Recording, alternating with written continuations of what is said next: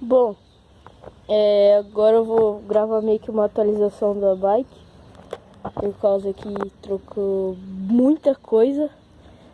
Pra mim é muita coisa, né? Mas é isso. Já vou começar a gravar. Bom, a primeira mudança foi o quadro Just for Flix. Manoplas Mob, Punch e BMX azul. Dá pra muito bem ver. Guidão Vercelli 720mm. Acho que é 38 de raiz aqui. Freio Shimano M446, que já tinha. Mesinha GTU, bem bosta. Feia, feito demônio. Suspensão rosso, feia também, ruim.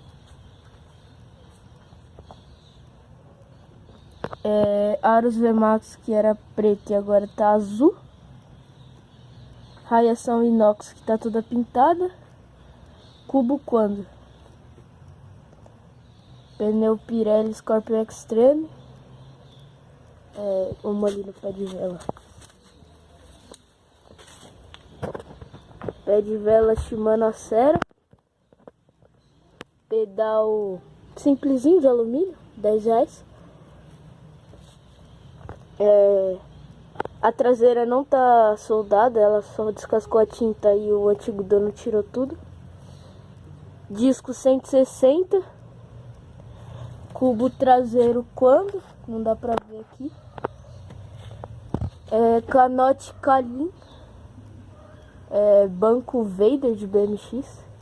Bem feio e da hora ao mesmo tempo, porque é curtinho. Abraçadeira Pro Max. E eu vou virar a bike aqui, do outro lado. Bom, aqui é o peão da Mob. Tá focando por causa do sol. Mob. O Cubo Quando. O aro VMAX traseiro, mal pintado. Pneu Pirelli Scorpion Extreme. Pé de vela Shimano Acera com coroa Nero Wide, 34 dentes.